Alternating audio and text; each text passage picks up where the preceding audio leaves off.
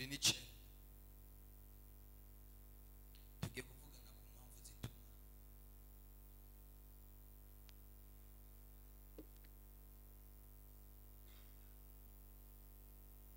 mpamvu zituma abantu bakorera Imana basenga.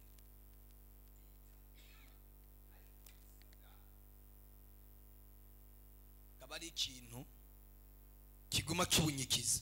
Okay, mizuko. Haleluya.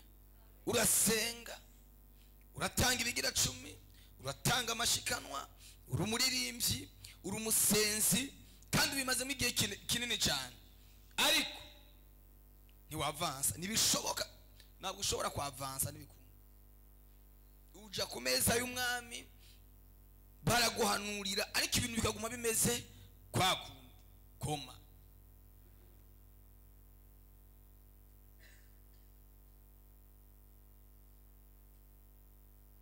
Kubera iki? Haleluya. Wewe baza ko ari kubera iki? Bashika ukabyibaza ko niko senga, ko nkijijwe, ko nirindi cyaha, ndasenga, ndagerageza kugororoka, ndagerageza gutanga ibishoboka byose, ariko ubuzima bwanje buguma kwa kundi. Sinavance. Sikini Imana yananiwe. Bimeze gute? Turiga inyigisho z'inyatsi, ariko nkaguma n'inyatsi kwa kundi nyine.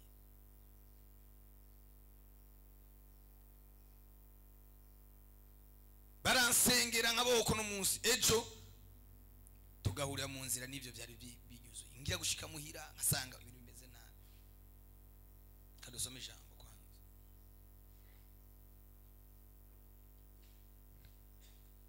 Haleluya.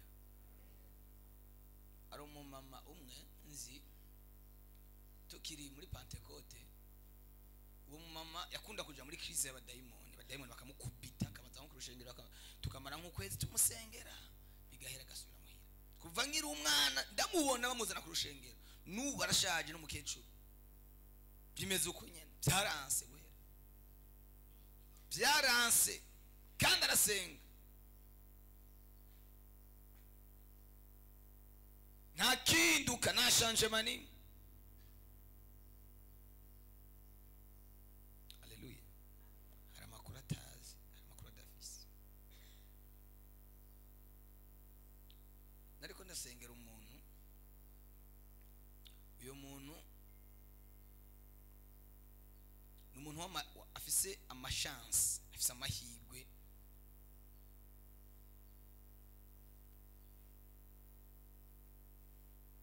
ariko hari urwego atarenga. Bidashoboka ko urwo rwego ashobora kururenga, ntibikunda. Ndibaza ikibazo kirihe, ingorane irihe, ko uyu muntu asenga, ko uyu muntu akorera mu bantu nzi bakorera Imana n'umutima wa wose, yotanga n'idafise byose arimo. Numva ndababaye cyane. Fata umwanya, ndabubwira ati dufate umwanya wo gusenga, dufate umwanya wo gusenga, kuko ibi bintu tubisengeye igihe kinini cyane, tubisengeye imyaka myinshi cyane,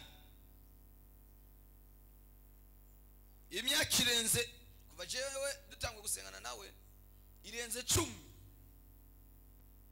dusenga. Senga wapi, senga wapi? Turabona ati ibyo byose hari ikintu duhindura isengesho. Wowe ujya gusenga isengesho utazi ikibazo ahantu kiri, ni nko kurasa mu muyaga. Haleluya. Ndiko ndamusengera, dufashe umwanya wo gusenga, muri we yumva agize ishurirwa, aravuga ati jewe numva dukeneye, natanze kenshi mu rushengero, natanze ibimazi byinshi mu rushengero, ariko ngomba ngira ikintu nkora, numva wenyine ariyadukiza ati numva ngomba kugira ikintu nkora ku ntego y'iki kintu, kuko jewe nahora mbona umenga nibisanzwe, ariko ndumva ko hariho ikintu kidasobanutse. Turiko turasenga umunsi umwe dupfukamye, mbona akoze mu isakoshi akuyeyo amafaranga $100. Arambwira ati numvise ijwi rimbwira ngo ndondere amafaranga $100 iba ryo dusengera ko n'ikimazi cy'ibi bintu byambayeko ntazi byari byo. Dupfukamye dutangwe gusenga, mfukamye kuri cya kimazi, ijwi rirambwira ngo umunsi wa mbere aronka akazi, abantu byarababaje cyane, ku buryo barondeye nuko bomwica ariko birabananira, ariko barabagana bati tugira ikintu dukora ku buryo ako kazi aronse atasigara nka promotion nimwe. Haleluya. Atazigera arenga aho hantu. Haleluya. Imana inyereka n'umwaka byabereyemo, inyereka ahantu byabereye haize imyaka irenga 21.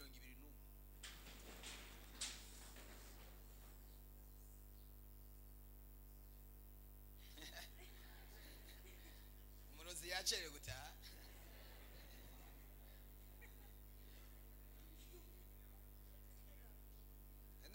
Mwaza kwako araka yawe nitwababiye ko tugomba kwica nuko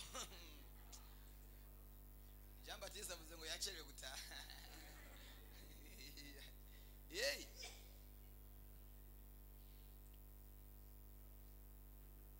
haleluya.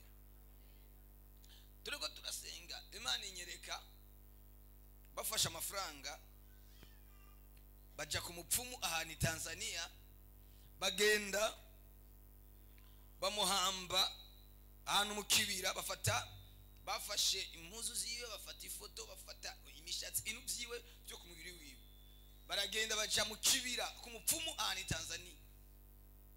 Aho haize imyaka 21 ataza amakuru.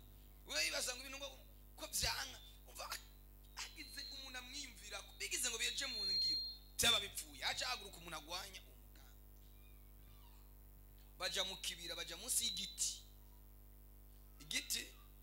c'umwembe kitigeze cama,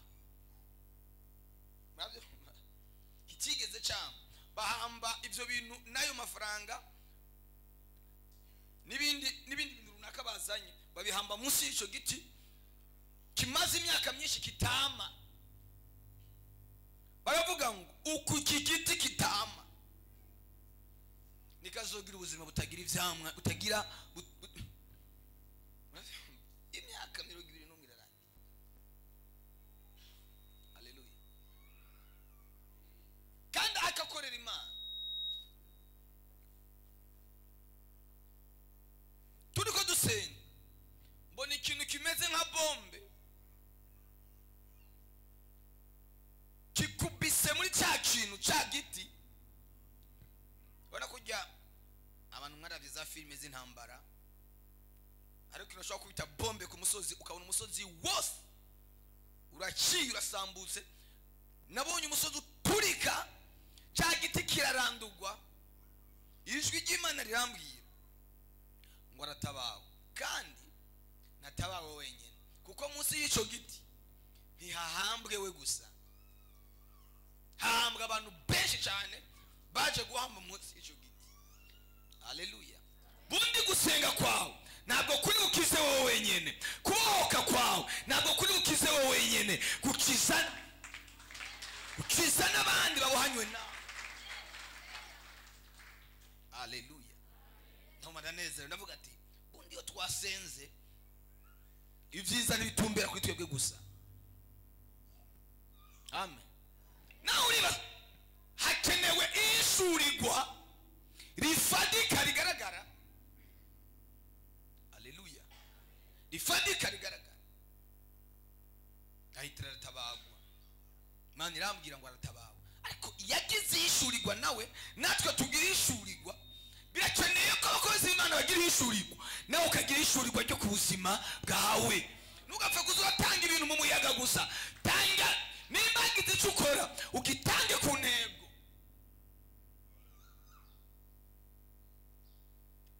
Ahitira arabohoka. Ahitira aratabawe. Ibintu bica biracamo. Ariko twari twarasenze, twari twaragerageje. Haleluya. Twaragerageje kurushoboye kose. Twarasenze amashengesho yose, tugasenga iminsi 3, tugasenga ingahe. Ariko uwo munsi nta n'amasengesho kwisonza cyane twari twakoze. Haleluya. Imana ihishura ukuri. Ndashaka ngo Imana ihishura ukuri ku buzima bwawe. Kubera ko utavansa, kubera ko utabandanya, kubera ko udashika kure. Kubera iki? Haleluya. Niko ndabayitegereza uko ibintu Imana iri kiranyereka muri mwebwe gutya. Mumeze nk'intama zigiye mwibagiro. Haleluya. Mumeze nk'intama zigiye mwibagiro. Zigiye kwicwa. Meyo mu Imana rikaranyereka ibintu. Ntanurira ndekende ko mwese mwagese.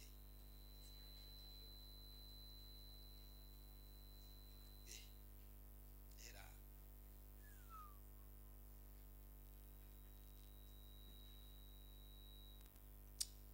tangaza.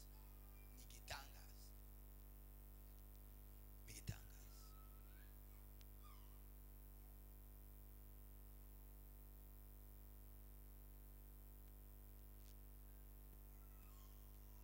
Mose yabwiye Farawo ngo turekure tugende gushikanira Imana. Uzi ikintu Farawo yamubwiye ngo nimushobora kugenda gushikanira Imana yanyu nimuyishikanire hano, muyihere bimaze hano. Nimushobora kugenda ngo mugende urugendo kuja kuyishikanira kure, toya shishikanira. Mose yabwiye toya tugenda urugendo rw'iminsi 3. Farawo aba yipfuza ko ugumana nawe. Imyaka nibaye 20 uri kurakora, nibaye imyaka 10 uri kurakora, nibaye 15 uri kurakora, ufise wageze kuki? Umuntu agakora kugeza igihe ajya muri pasio. Takintu na kimwe afise. Ukagera igihe ugera mu myaka yo kuja mu karuhuko k'izabukuru. Atakintu na kimwe ufise kandi waragerageje.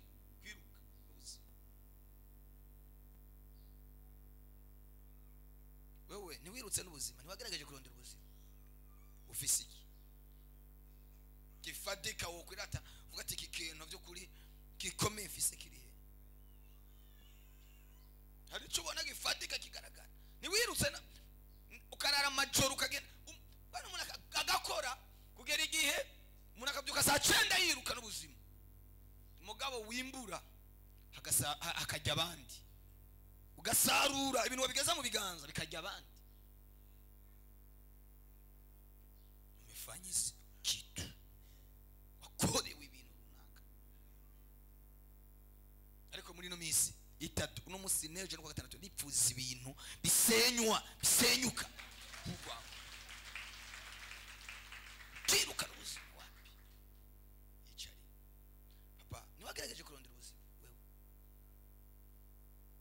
Mu bantu barondeye ubuzima ntiwarondeye.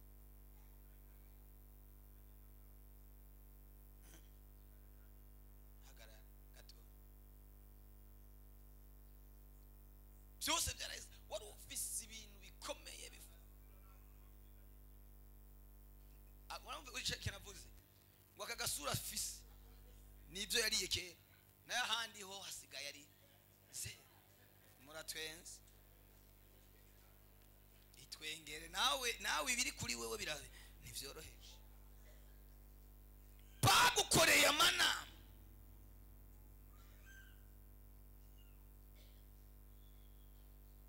kuva baravuga ngo tuzomukenera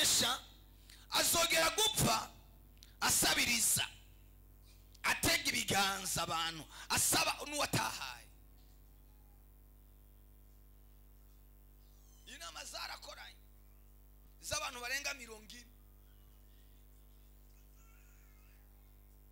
zirakorana inama z'abantu barenga 40 baravuga ngo tugiye tumukorera ikintu.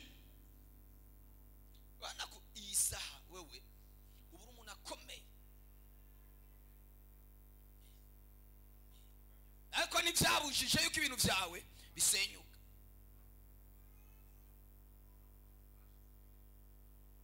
Igihe cyageze, igihe cyageze, igihe cyawe cyageze, igihe cyawe cyageze. Haleluya. Hari igihome bashize imbere yawe kimeze nka Sheriko, kimwe twavuga ejo kiri imbere yawe. Inama y'abantu 40 yarakoranye, baravuga ngo umwe azana inka, uwundi azana inka, uwundi azana inka 40. Umwe asezanye inka baramubibaza ngo sheta,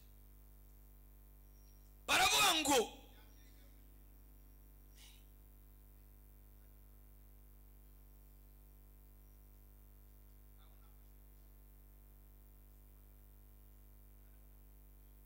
igihe kirageze muri iki gitondo cy'uyu munsi, tariki y'uyu munsi, Imana igukureho aho hantu bagushize, igukure muri icyo kibanza bagushizemo, igukure aho hantu bakwicaritse. Inama y'abantu 40 barakoranye.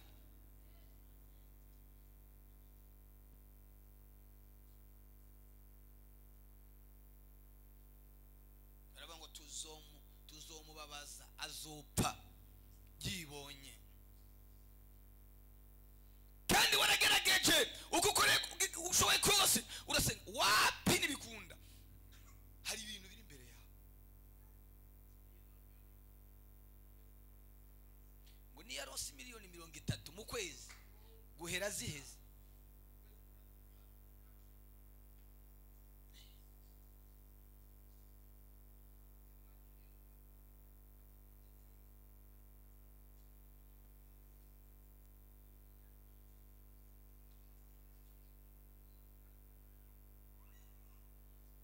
Baragiye baja ku mupfuma akomeye cyane mwaka karere. Haleluya. Baragiye hari uruzi, icare gato, hari uruzi, ubwo ruzi n'uruzi rusohoka ruva kuri Tanganyika, rusohoka ruva kuri Tanganyika, amazi ava muri Tanganyika asohoka. Haleluya. Baragenda ayo mazi atangurira gusohoka, bagenda baguhambamo aho hantu bagati. Baravuga ngo ukaya amazi azinjira muri Tanganyika asohoka, niko umugisha uzohora winjira usohoka.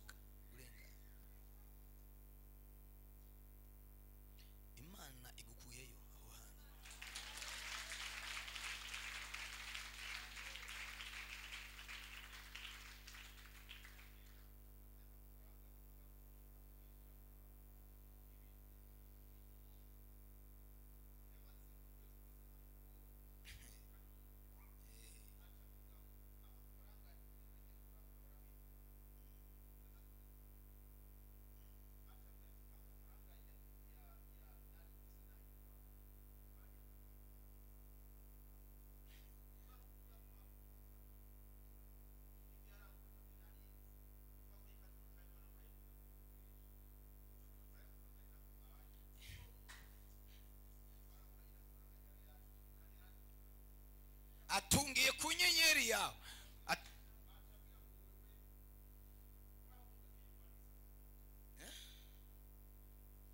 Turagaruza ikintu cyose bakushanye, turagaruza ikintu cyose. Ari gicaniro bacanye baravuga ngo iki ntazokimena, ntibizoshoboka, ntibizoshoboka ngo amafaranga zohoraza agucako arengana. umugisha uzohora ugucako urengana ujabuka uzinjira urengana ariko ijuru rirakwibutse mu izina rya Yesu. Haleluya. Yamwibutse. Erega Imana yibutse ujya nawe iri hano ngo ikugirire neza. Amen. Haleluya. Sifise umwanya munini wo kuhanurira abantu bose ariko mbona nawe we mukobwa wese ntushobora gutera intambwe mu buzima. Bishoboka mu buzima. Ntushobora kugera kure bikunda.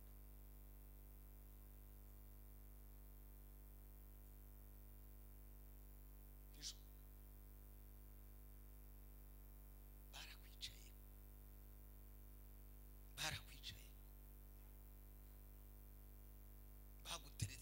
baguteretse kwibuye nk'igibiri igihumbi.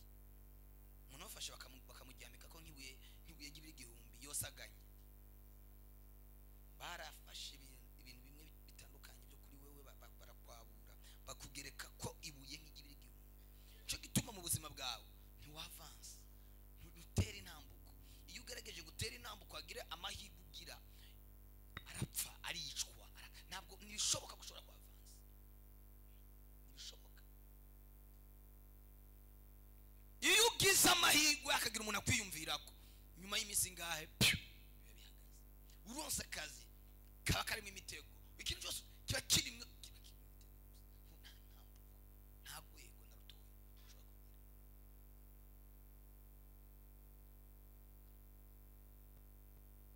Baraguhambye. Uvuga ariko wewe uri mu rumonge.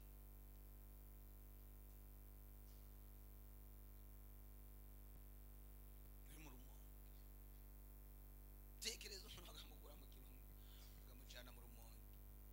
Uri mu rumonge. Baragukoreye inama mu buzima. Ubuzima bwawe ubayemo bwa buri munsi n'ubw'imibabaro nubwo gusufura kubabara gusa. Nta mahirwe n'amakevisi.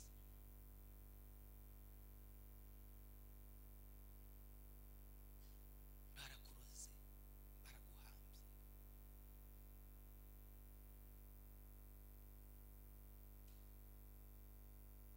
Haleluya. Reka imbaraga z'Imana ziruta imbaraga z'abantu.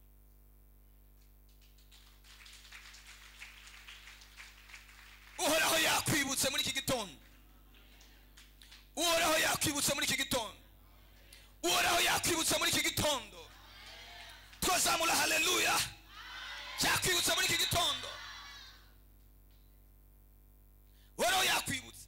Hari abantu bagusezeranya amasezerano menshi bakakubwira ati muku kwezi nzogukorera iki, muku kwezi nzogukorera iki, ariko bigaherera iyo. Umuntu wese akwiyumviriye ko ababivuyemo nta chance n'imwe buzima usigaranye. Uhoraho Imana yazindukanye nawe muri iki gitondo.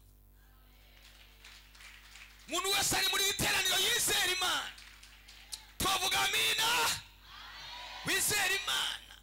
Imana yambwiye igomba gukora ku bantu. Imana yaje kugira ngo yiyubahishe.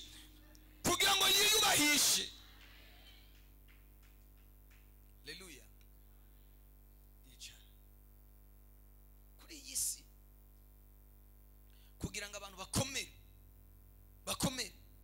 bakomezwa n'ibicaniro bubaka abantu bakomere muri iyi si bakomezwa n'ibicaniro. Kandi niyo agiye kukwica nakwica uko bisanzwe. Ategerezwa kubaka ikintu.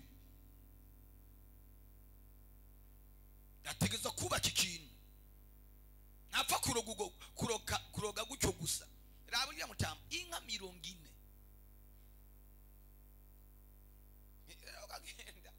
Ukagenda guri kurasenga. Ugasenga ivyo bihome. Iyo utabimenye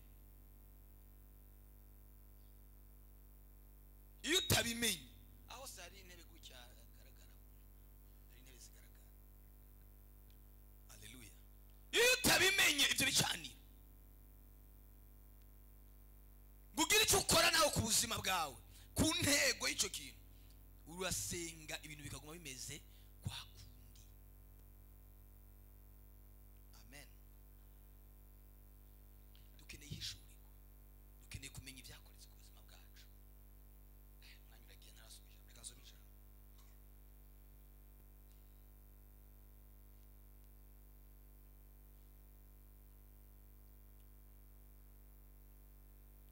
Namwe abari ku rubuga Yesu areka arabibuka, namwe Yesu arababona n'ukuri kw'Imana. Hari umuntu yandikiye tuzura twibuka natwe mukurikirane gusa, inyuma y'aya masengesho tuzoyarangiza, namwe hari ibintu mwabonye byabaye. Haleluya, amen.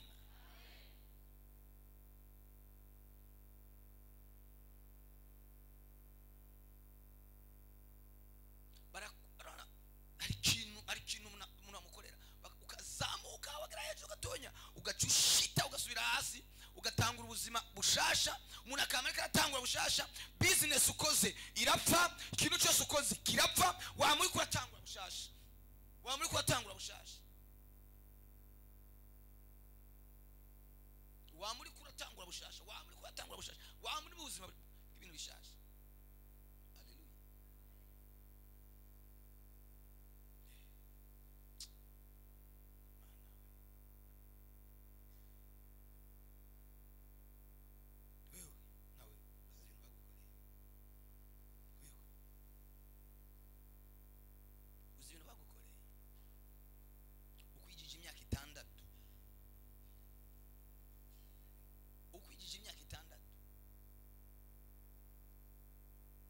Y'amavuka, ku myaka 6 yiwe y'amavuka, ibyakubaye ko byose waciyemo mu buzima n'ibyo uri kwaca muno munsi byakoretse kuva ufise imyaka 6.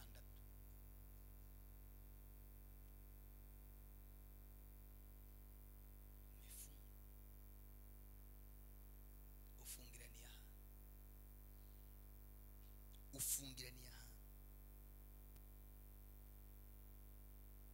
bana, umuntu agaca mu bintu kugeza igihe yumva kubaho bimurambiye,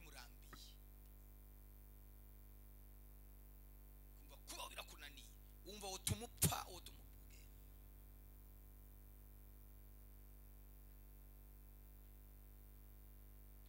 barangirije amahirwe yawe cyose, barangirije igikundiro cyawe cyose.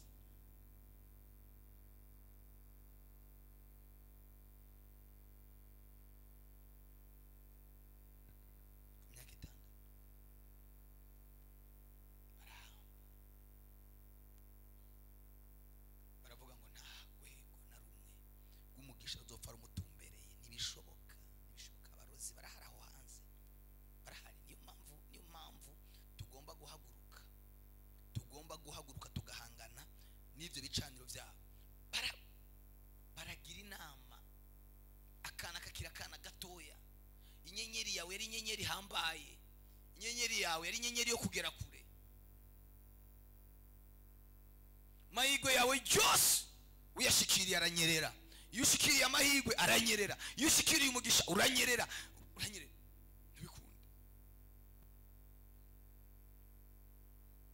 Guhera uyu munsi ugiye gutangura kubona ibintu bihinduka.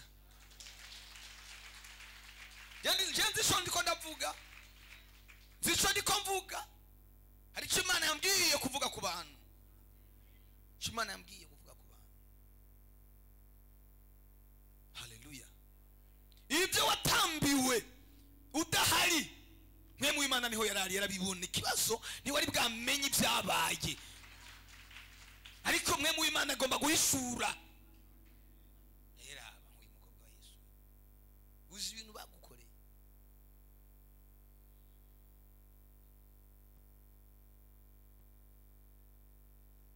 uzi ibintu bagukoreye.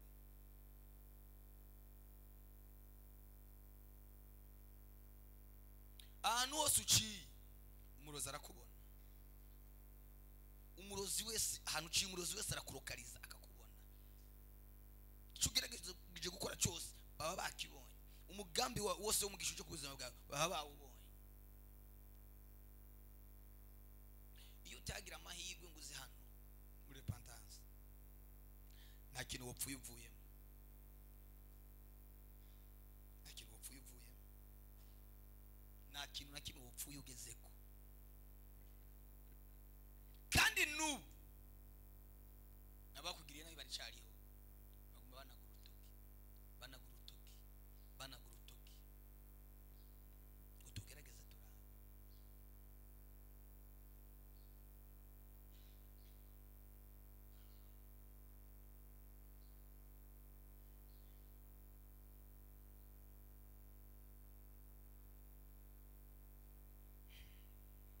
Ezi myaka 17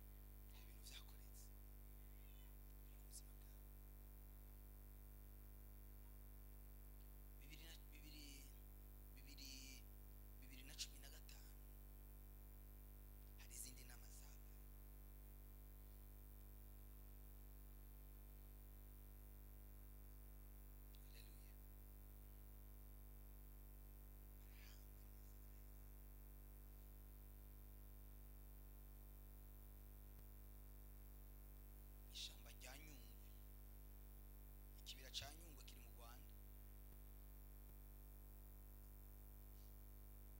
2015 2016 bityo wari uri mu Rwanda. Hari ibintu vyakoretse baje mu ishamba mu kibira cha Nyungwe ngo turagahambye akagakobwa akazizi kikwe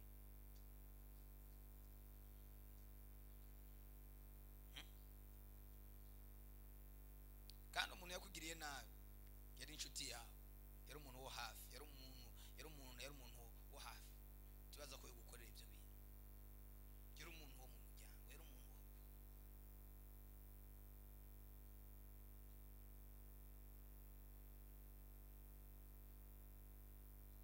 haleluya aramugirira nabi.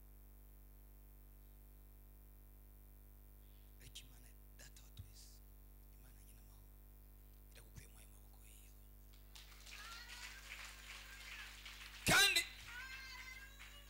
kandi n'ubu ntaryama ntasinzira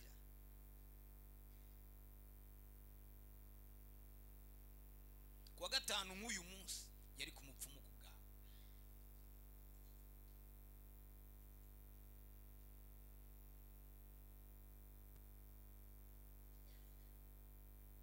Yari ku mupfumu kuwa gatanu nk'uyu munsi yari ku mupfumu ku bwawe kugira ngo yice projet zose ziri imbere zawe uri kurakora zose zipfe zisanzare ibintu bimere nta bintu biparangana ibyo uri kurakora. Uyu ariko aritegura gukora ubukwe akareka arapanga kugira ngo yice ibintu byose imbaraga z'Imana isumba byose ziri ku buzima bwawe zamanutse ivyo yagukoreye udahari mwe muyerere karabireba kandi karababwire isubire mu kibanza. Imana iragomba mwebwe ubwanyu bahumura amaso ibereka babagiriye nabi. Ariko rero ikibazo mfise ni kimwe, ikibazo ni kimwe. Hari umuntu nariko ndasengera aramwe ati pastor mbwira uwo muntu wamubonye mumbarire neza ni ati uyu muntu namubwira vana ngaho mupanga niyamukwereka niyamukwereka nuza kuvana muhira umupanga wiruka.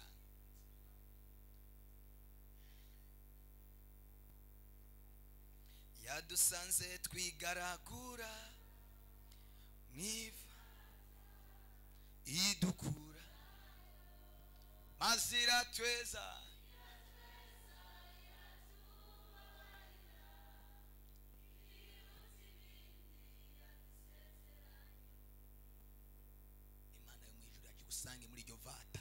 yaje gusange muri ivyo bintu, yaje gusanga aho hantu bakushize bakujitse, bahanze umugisha wawe, bahanze iterambere ryawe, bahanze amafaranga yawe, bahanze abana bawe, bahanze famiye yanyu. Haleluya!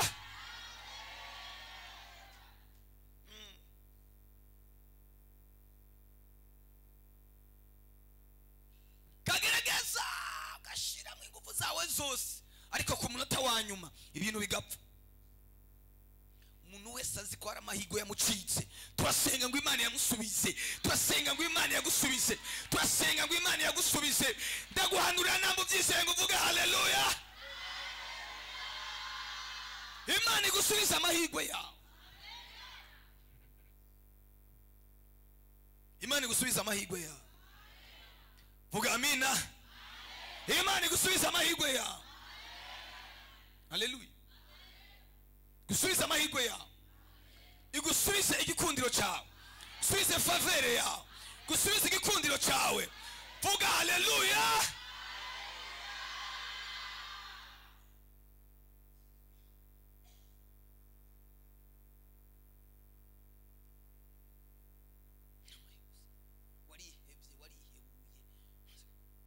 Ariko ndashaka tukivaha, tangura ubone ibimenyetso bigaragara, tangura ubone ibimenyetso bifadika, tangura ubone ibimenyetso bifadika. Ndabiguhanuriye muri iki gitondo, kandi ubyumve kandi ubyemere ubyizere. Tangura ubone ibimenyetso by'ibyabaye ku buzima bwawe, tangura ubone impinduka ku buzima bwawe, tangura ubone changement ku buzima bwawe. Ukaba ubyizeye, vuga amina.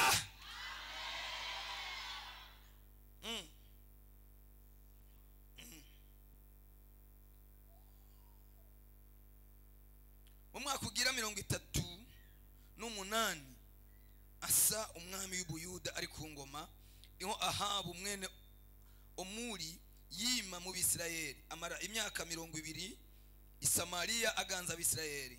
Kandi Ahabu uwo mwene Omuri akora ibyo Uhoraho abona ko ari bibi kurusha abamwitangiye imbere bose.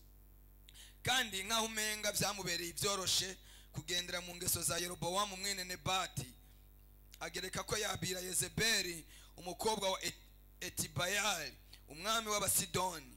Aragenda asaba Bayali ariyo aba ariyasenga. Mbere yubakira Bayali igicaniro mu ngoro yayubakiye i Samariya, ashinga inkingi za Ashera. Kandi Ahabu uwo yakoze ibyo gutera umwikomo Uhoraho Imana y'Abisirayeli kurusha abandi bami bose b'Abisirayeli bamwitangiye imbere. Kandi ku ngoma yiwe niho Hiyeri w'i Beteli yubakiye Yeriko. Acubaka itanguro ryaho abura umwana wiwe w'imfura yitwa Abiramu, maze agitera ibikingi by'amarembo byaho abura umwana wiwe w'umuhererezi yitwa Segubu, nk'uko ijambo ry'Uhoraho ryavuze arivugiye mu kanwa ka Yosuwa mwene Nuni. Amen. Tumvise aya makuru, nta mwanya wo kuyasobanura dufite, nta mwanya wo kuyasobanura dufise, dusigaje iminota 5 dusoze. Haleluya.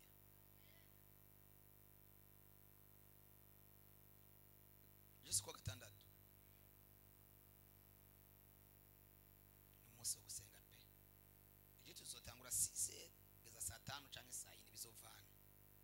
Umunsi wo kubasengera umwe wese, umuntu wari we wese, atanumwe avuyemo, tuzobasengera ku murongo. Umuntu wari we wese tuzomusengera. Uwari we wese azoboneka mu iteraniro ejo tuzomusengera tumurambitse ko ikiganza. Turagomba ko habaho ishurirwa ku muntu ku muntu.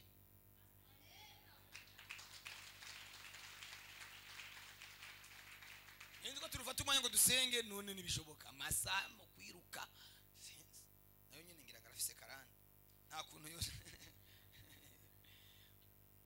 iyo karande y'uwo muvumo, ico kiziriko kikuziritse, ico kiziriko kikuboshe, ndagutangariza nizera Uhoraho yampamagaye kandi yampaye yerekwa.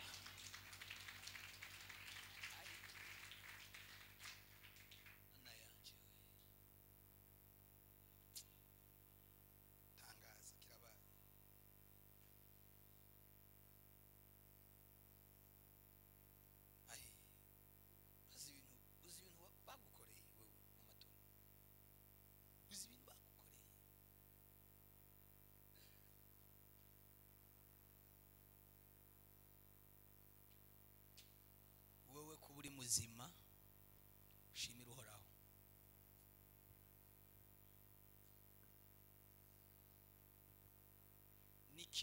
n'ikinogo cyawe cyo guhambwamo barahejeje kugitegura.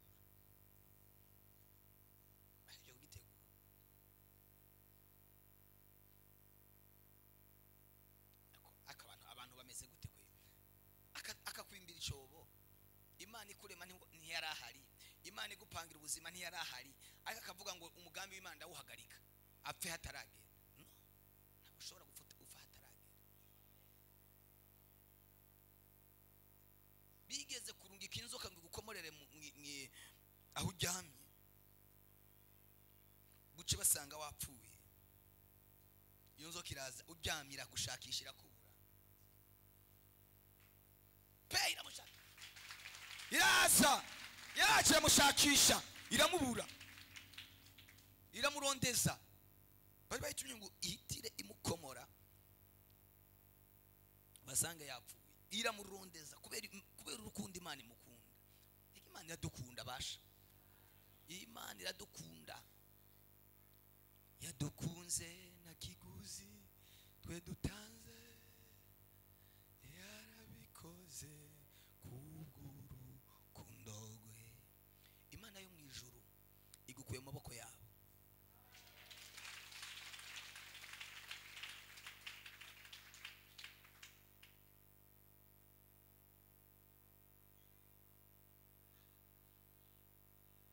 Bari bazi kugiye gukogwa n'isoni, baraja kwijuru ritaba. Bari bazi barajahe bose uzashima yeye cyubahiro aye ukiheba kureba. Bari bazi ngo urapfa ariko ntibyabaye, bari bazi ngo urapfa ariko ntibyakoretse. Mpanuriye mama Toni nawe wumve ko Imana iri kiravugana nawe. Cyo bagukoreye cyose gihinduke umuyaga, gishinduke gishonge n'izina ryande cyaye. Yicarira, fata ituro mu biganza. Nimba urifite, hari ituro ufise mu biganza, utangira Imana.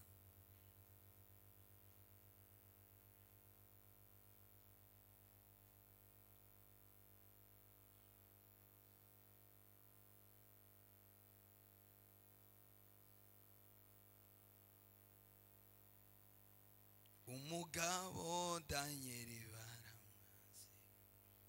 baramwaze maze bajinama baja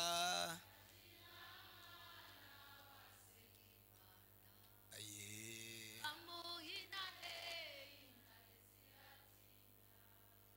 kandi izo ntare rwose zirashonje, agwa mu babireba atabagwa bareba. Hari igihuba mu kigeragezo gikaze, abantu bakakuvuga ngurajahe, bakakuvuga bongonerana ngo nibuca, ariko bugaca ukongera bugaca, ejo bugaca. Hari igihuba mu kigeragezo gikaze, abantu bakakuvuga ngurajahe, bakakuvuga bongorerana ngo nibuca, ariko bugaca ukongera bugaca, ejo bugaca. Sema haleluya. Hagarara ndakubwire, urugamba rubaye rw'igihe kirekire ariko ruraheze mu izina rya Yesu. Rubaye rw'igihe kinini ariko rurarangiye mu izina rya Yesu. Uraruragwana n'ibikoko. Hari ibikoko uraruragwana nabyo, kandi ibyo bikoko biba byaje kuri misiyo yo kukwica. Nijoro uraruragwana n'ibikoko. ibyo bikoko nta yindi miso biba byayo. Ariko mbona babwire abarundi baciye umugani ngo agati gateretswe n'Imana ntigahungabanywa n'umuyaga. Uraruhijwe, urarushe mu ntambara zidahera za buri munsi. Ariko ndatangaje gihanuzi bw'ijwi ry'ubuvugishwa bw'Imana Data ribashe kusa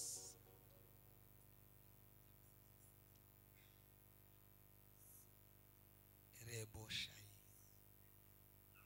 izina rya Yesu. Ndabohoye uyu mudamu kuye mu maboko y'abo bantu babi, ndamukuye mu maboko y'abo bantu babi, ndamukuye mu biganza byabo kwa jina la Yesu.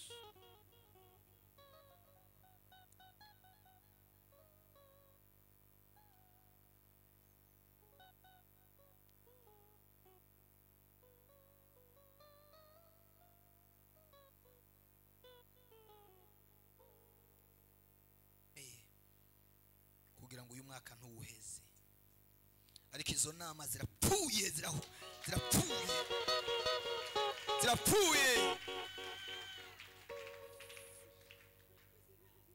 kandi Imana iragukijije. Icyo kibazo cyawe kiri mu nda kidahera irakigukijije.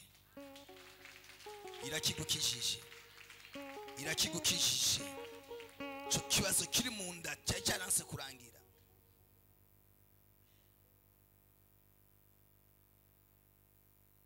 Izina rya Yesu. Muhaguruke mwese, muhaguruke dusenge.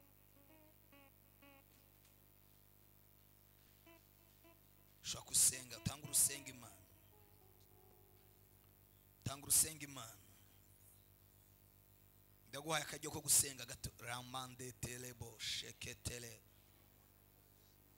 Wagikoko we uri mu nda, wacago we uri mu nda yiwe, ndagukataguye, ndaguhondaguye kwa jina la Yesu, kwa jina la Yesu, kwa jina la Yesu, kwa jina la Yesu, kwa jina la Yesu, kwa jina la Yesu, kwa jina la Yesu,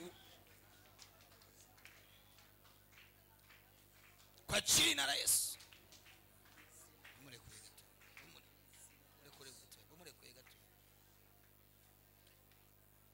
Iyi mbeba igenda mu nda ndayinigirayo, ndayiniga,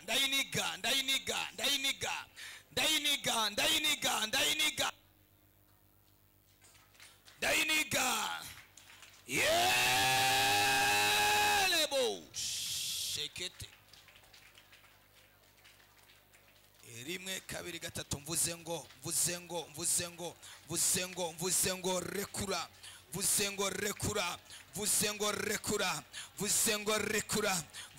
rekura,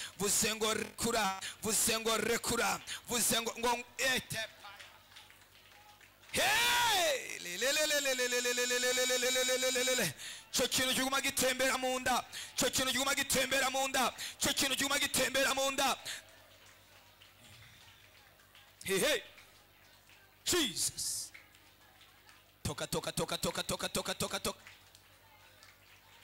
Toka. Rimwe kabiri gatatu ubunyene rekura. Cyo kintu guma gitembera mu nda nk'umwana. No. Vayo ningoga.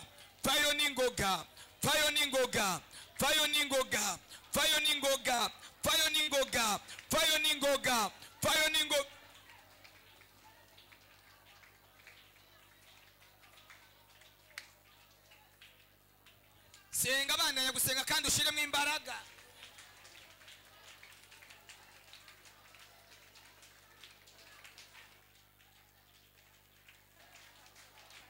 Iyo mbeba iri mu nda toka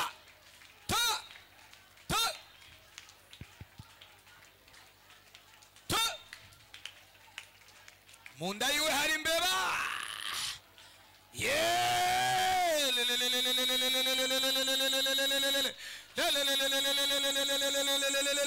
Kwa jina la Yesu. Ndagukereza inkota ndagukereza inkota, ndagukereza inkota kwa ndagututumura, ndagututumura, ndagututumura, ndagututumura, ndagututumura, ndagututumura.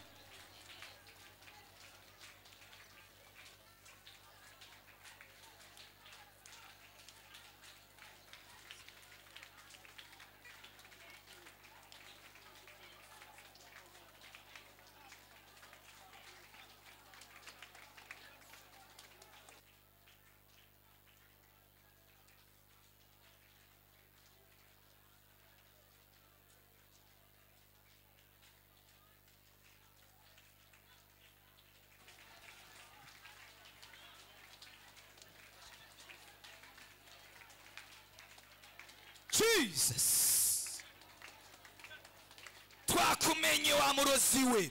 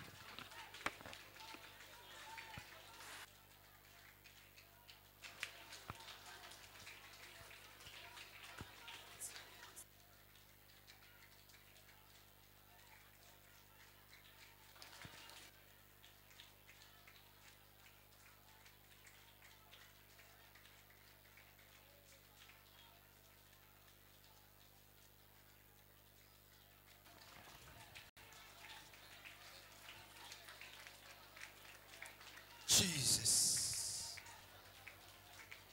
Yes. Yes. Bohora uyu mudamu, bohora uyu mudamu, bohora uyu mumama mu izina rya Yesu. Ubuzima bw'intambara za buri munsi arimo, ndavuze ngo buhagarare, ndavuze ngo buhagarare. Toka, toka, toka, toka, toka.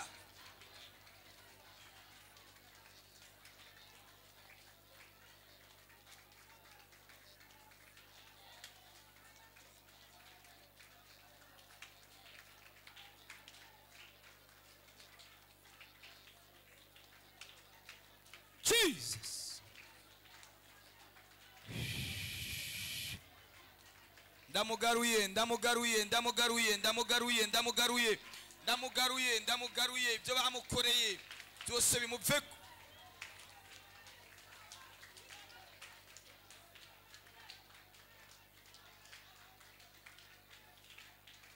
Zina ya Yesu, zina ya Yesu, izina rya Yesu. Zamura ibiganza. Jesus, Jesus, ndarekura imbaraga z'umuriro ubohora ubuzima bwawe, umuriro ubohora ubuzima bwawe, umuriro ubohora ubuzima bwawe, umuriro ukubohora. Bohoka muri aka kanya nyine, cika wa mugozi we mu izina rya Yesu. Mana urakoze, turagushimiye, tugukomeye amashyi menshi mu izina rya Yesu. Amen. Reka tugarukiriza kubera umwanya. Ejo tuba dufise umwanya, izo bari weekend tuba dufise umwanya ukwiriye. Totera haleluya. Abumva ko ari Imana ikoze nibavuge haleluya. La la bo sheketa. Imana irakubohoye n'abawe n'ibyawe byose mu izina rya Yesu. Irakubohoye n'umuryango wawe mu izina rya Yesu. Irakubohoye n'urugo rwawe mu izina rya Yesu. Irakubohoye na bene wanyu mu izina rya Yesu. Kinogo bakwimba Imana iragiye ziriye mu izina rya Yesu. Mu izina rya Yesu. Amashyi menshi ku mwami w'abami.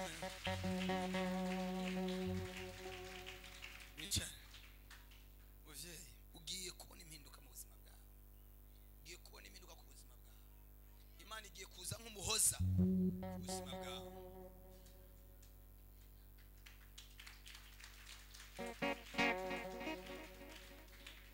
Kadukorera Imana tuzokomeza ejo. Abiringiye abantu. Hari abakeneye ama envelope. Hari ukeneye envelope. Hari umuntu akeneye envelope.